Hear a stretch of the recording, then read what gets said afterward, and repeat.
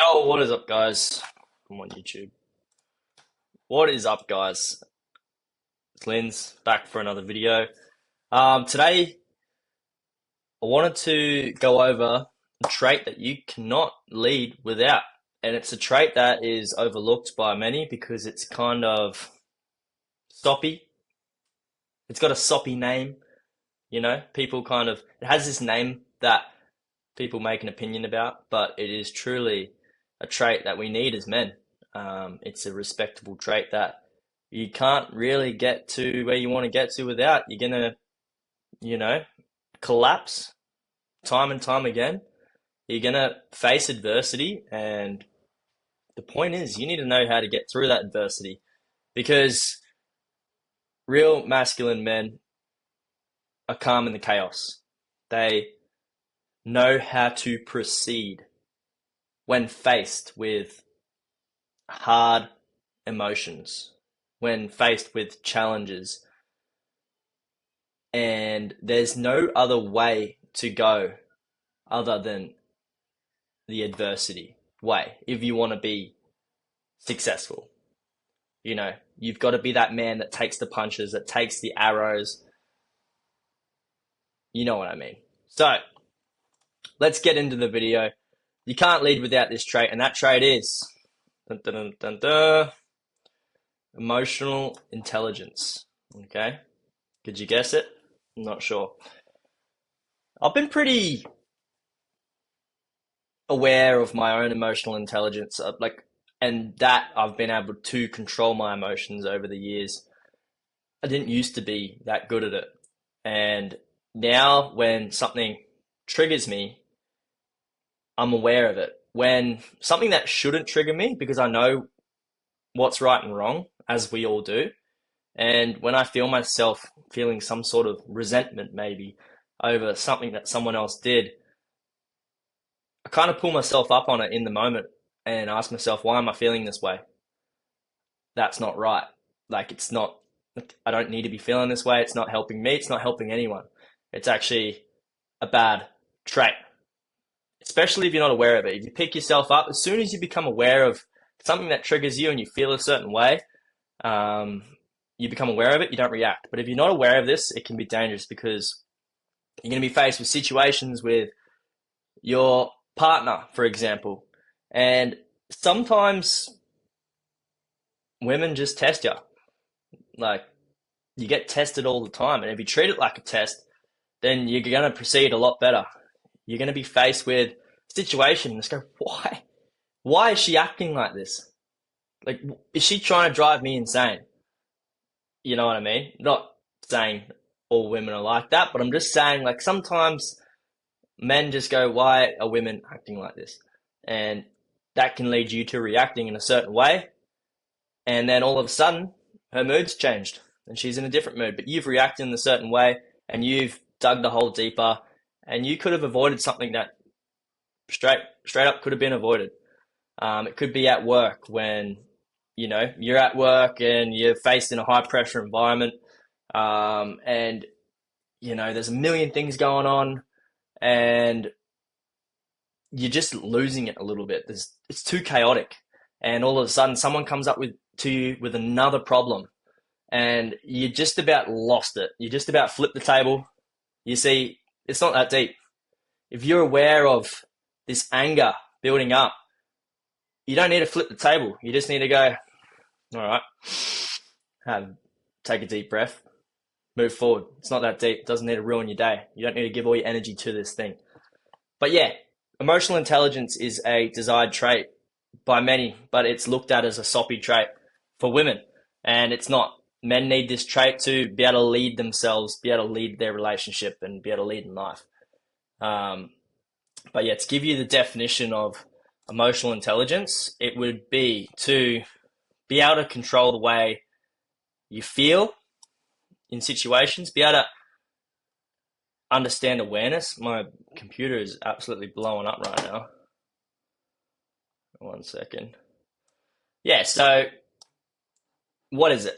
Emotional intelligence is your ability to recognize, understand, and manage your emotions and the emotions of others. I would just say it's your ability to become aware, like you being aware of what triggers you, you being aware of things you don't like in your brain for whatever reason you don't like them. Sometimes you just don't like things.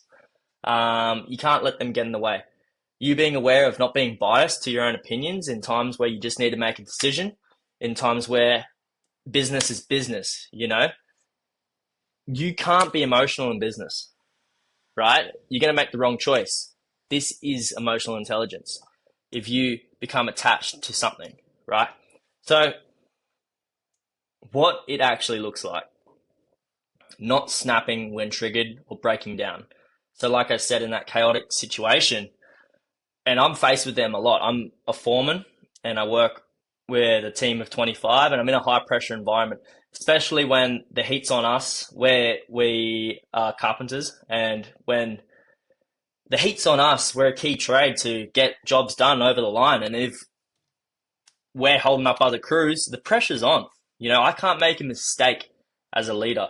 If I make a mistake, then it's my fault, and then that gets really, really pressured. Okay, and like I've had to teach myself not to get so attached to it. We make mistakes as humans. We make mistakes as men. You see, shit happens. Like that's the old saying.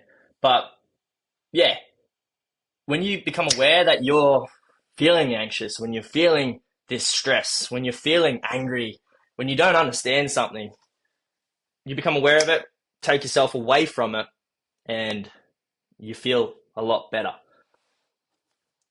Not needing someone else's or her validation to feel secure. Okay? When you feel secure in what you're doing, where with who you are as a person, or at work, you know what you're doing, and then someone else's opinion affects you. When you want them to feel a certain way, but you can't control how other people feel. When you're trying to make them feel a certain way, it's not going to work. Okay. You just need to focus on yourself. You need to focus on what you're doing and who you are, making sure all your stuff is up to standard. Uh, Being able to read the room. Okay. You might walk into a situation where something bad's happened, or maybe you're walking into a business deal and, Roger, your co-worker, he's about to make a really big sale, and he said certain things that you can only read the room of what he said. You've kind of got to tune in, not just give away all the info straight away. You've got to be able to read the room. You've got to understand when you walk in and you can just tell two people have just had a fight. Like, you need to be able to read the room. You can't just walk in and be all jolly. Well, you can, but sometimes it's more respectable just to see and understand what's going on. Understanding when things are triggering you and becoming aware of it. So, road rage is a simple one. You notice yourself getting angry in the car next time you're in the car, if that's the type of person you are. Like, I'm in the car a lot, so I've learnt to control myself. Like, why am I getting pissed off about this traffic? Like, I can't help it. What can I do? Okay. Like, you can only control what you can control. But just that muscle of becoming aware of when these emotions come in, these feelings of anxiety, and separating yourself from them. That's what this video is all about. So, as men, as I said, it's a soppy term. We lack it. We do. And it's actually a very desirable trait as a man for a woman. Okay? Like, women want someone who can control his emotions, that won't crack under pressure, that can control her emotions. Okay? That can handle her emotions. As men, we're told to man up. We're told, stuck it up. We're taught that crying is weak. Um, we don't communicate like women do. Women tend to express a lot better than we do, whereas men tend to suppress. You know what I mean? We just don't communicate like women. So a good friend, a good, you should be able to communicate with your partner about this stuff. It's about being vulnerable, um, which is extremely hard, but vulnerability is where you're really going to express your emotions, those things you need to say that hurt for you to be transparent with your partner is extremely important in building a strong, real relationship. I've definitely had some hard conversations with my partner, and she is very emotionally intelligent and she is very understanding, and it only brings us closer. Even if it's not the most desirable thing to talk about, these are things that you need to bring to the surface with your partner. And it's tough. You can't just be a tough macho guy that doesn't express, doesn't talk, like some people say that is the right thing to do, because it's not. You're going to feel a lot better when you can be yourself, express yourself, and have that have that relationship with your partner where you guys can talk about the way you feel. You can talk about what pisses you off. You can talk about what makes you really happy. You can talk about what happened as a child and why you are the way you are today. You can talk about your problems and your things you're anxious about. You can talk about all this stuff. That's what it's all about. You don't want to live your life with someone that you can't express yourself with, that you hide behind a facade. Okay. And you can still be masculine and lead. It is actually more masculine to be able to talk about these things and then go ahead and lead. Okay. Lead your life, lead her, lead the people around you to success, and show people that it's okay to feel things. Okay. Um, but yeah, big time we lack it as men just because we're taught to suppress, and it's not a positive uh, thing. So I want to talk about why emotional intelligence equals leadership. So masculine leadership is emotional control in motion. Okay. What I mean by that is you are faced with ups and downs all day, especially if you're in a high pressure environment like myself. You have the choice to control your emotions. This is something that you have control over. And if you do control them, you are, by definition, a better masculine leader. In relationships, she'll test you emotionally. Like I said, your girlfriend will test you. I'm just gonna plug my computer in. It's gonna die on me halfway through my loom. But your girlfriend will test you. She feels things. She feels a lot more than you do, my friend. And sometimes sometimes they just want to poke the stick at you, you know. And you've got to be the guy that doesn't fold. You kind of got to spin her around and tell her she's pretty, and kiss her and just reassure her that you're there for her. Okay. But if you fold, if you can't handle her emotions, if you do flip the table and you give up, she won't be able to feel safe and sound with you. That's the point. She's supposed to feel safe. Like that is your mission as a man, to make her feel safe. Okay, that is like priority. In business, if you can't handle pressure, hard conversations, people won't trust you. I learnt a lot about the benefit of having these hard conversations, and hard conversations, I always look at it as glass half full. Like these are going to help you on the other side of this conversation to have the next hard conversation. You get past this one, you're going to be more comfortable in the next one. Like asking for a raise or something is uncomfortable. You come up with all these ideas and conversations that are going to happen. But in reality, it's probably none of those things. It's probably going to be exactly what you thought it was going to be, and it won't be that bad. But the next time you go into that hard conversation of similar subject, you're going to feel more comfortable. You're going to learn from that experience that it wasn't actually as bad as I anticipated it to be.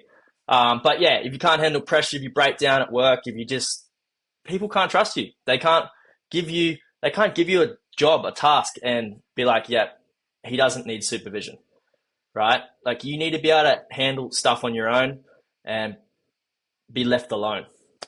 Um, in life, every major moment, breakups, big one, big failures, business failures, challenges to overcome, like running a marathon, is a great example of, beating that inner bitch. Like, you're going to want to quit and you don't. In breakups, you're going to want to throw the whole thing away over something that might not be, you might throw something precious away in times where it could have just been worked out with a bit more open communication, a bit more expressing of the feelings. So then you two understand each other. But yeah, the core principle of this whole video is that you lead with your presence. Like you are in the moment as a man. You are there. You're aware. Okay. And these thoughts, they come in like they're coming down a stream. And, good thoughts, good thoughts, good thoughts. A bad thought might come through. You notice it and it keeps going. That's all you need to do. Easier said than done. I know it takes a lot of practice. I'm still learning, but I've built the muscle in my brain so that when something bad does happen, and bad shit happens all the time. It's just a muscle that you're going to build where you notice that you're feeling a certain way, and it's hard to disconnect yourself from it, but you can, and that's the point. This is the point of the video. If you just let things emotionally rope you and throw you around, you're going to look weak. People are going to perceive you as weak. And yeah, it's just not a good way to live. It's immature. Moving on. So, like I said, this trait is what you need to be a good leader in life and in your relationship. So, how you build emotional intelligence? Simple. It's easy. It's simple, but it's not easy. So, this one was the very first. This is the very first thing I ever did in terms of self-improvement, like getting into the gym and doing this at the side. I used to get really anxious, especially at work. I used to go nuts, drive myself nuts. And I just learned to take 10 minutes, 15 minutes, 20 minutes. I used to do Wim Hof meditation, which is a breath work where you do 30 breaths, which with full belly breath inhales and then full exhales, no rest in between, real fast paced. And then you're actually able to hold your breath for minutes. And, like, why would you hold your breath, Linz? You get these sensations and you get this clarity that comes over you. You can actually like feel your heartbeat. You start to get pins and needles in your fingers. Your fingers start getting all stiff and funny. That's not the point, but the point is you get this sense of clarity. Like you get this clearness about you. You're able to think. You don't understand the noise that's in your brain until you kind of lose it for a second. The point is, I actually did a Wim Hof meditation one time, just a little side story, and that led me to having the realization that I always wanted to do a boxing fight. And I always wanted to hold a breathwork class. I ended up holding a breathwork class. I ended up doing a boxing fight. Did all these things because of the clarity that I was like, that is something that I want to do. But the point of daily meditation practice is actually to come back to the breath. It's about breathing in and breathing out, and then realizing that. Oh, hold on a sec. I'm back. I just had to bloody turn the aircon on and turn the fan on because I was cooking. It's weird. It's like it's good weather for a jumper, but it's also too hot that I start sweating. The point of breathwork meditation is to bring you back and forth to the breath.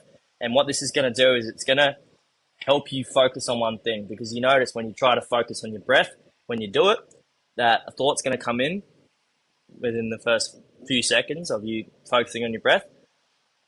You're going to realize you're thinking about something else other than the breath. You're going to come back to the breath. And then that's a rep. Like doing a bicep curls, building your biceps, that's a rep of attention. You come back. This improves focus.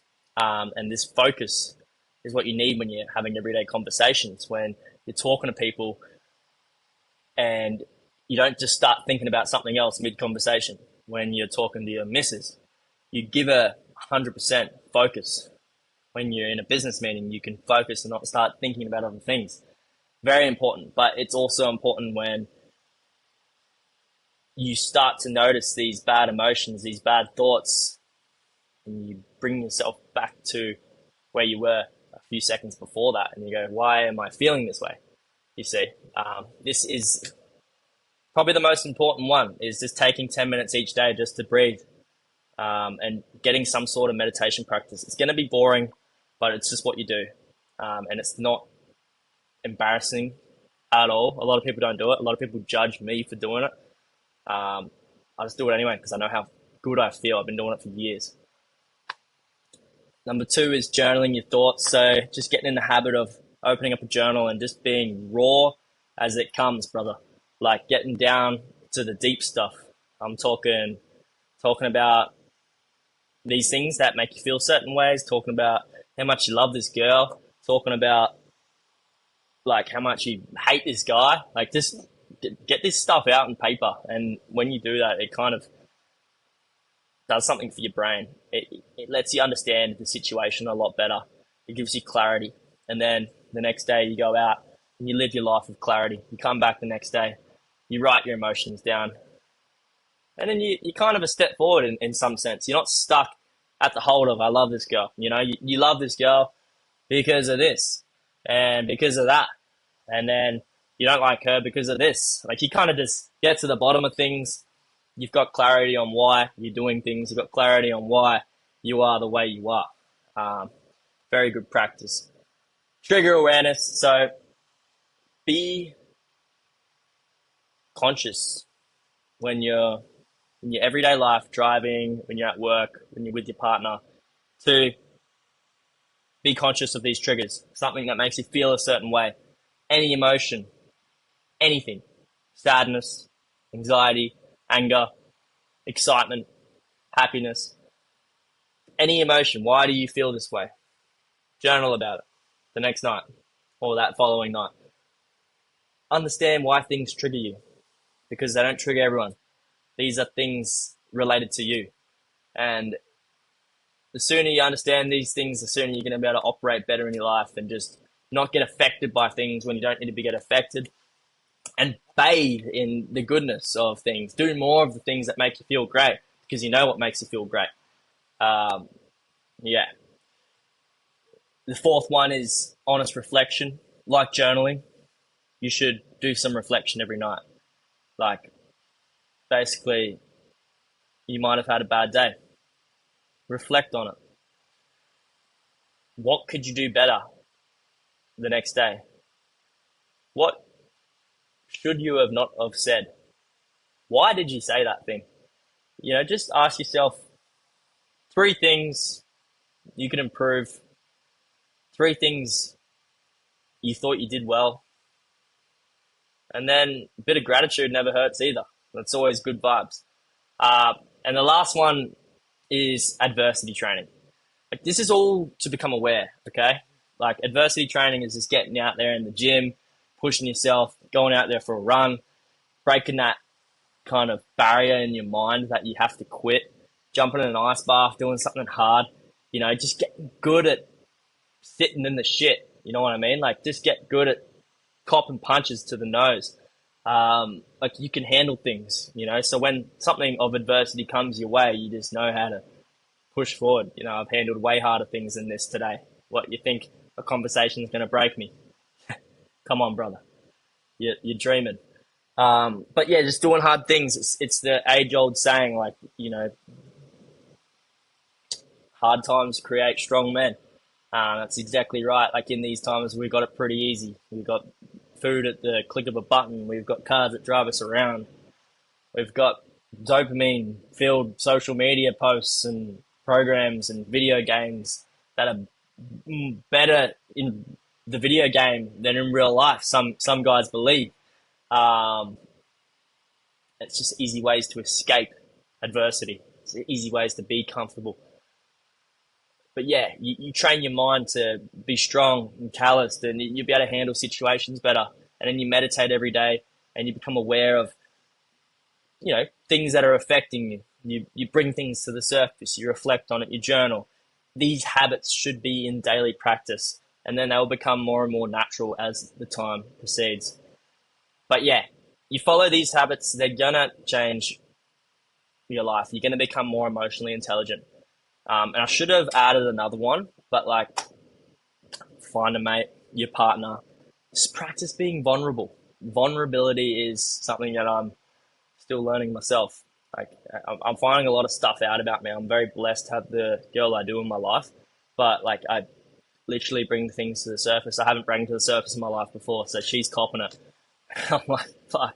Like, it's not a good trait to. It's like some of these things, like, I'm attached to, that I think are embarrassing, that I think are bad, and if I don't bring them to the surface, then I'm going to just hold on to them, and I'm going to react in certain ways, and I'm going to do things that aren't correct. Okay. And we all have these things. We all have these traumas. We all have these things that happen to us in life. And it's important to talk. It's important to even see a therapist isn't embarrassing. It's actually very, very mature to go understand why you think the way you think, why things have happened to you. You wouldn't even realize that things happened to you as a child and made you the way you are, made you think, made you be attached, made you be a bit of a narcissist.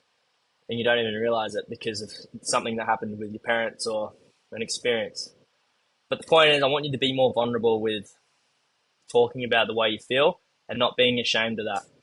Okay. And you have to trust this person who you talk to.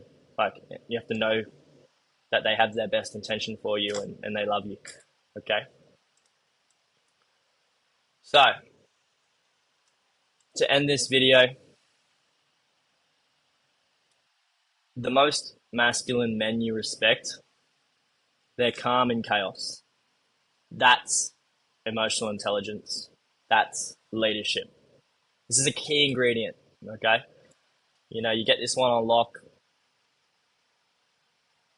It's a key. I hope you enjoyed this video. I hope you've been taking notes. And yeah, I'll see you in the next one, brother.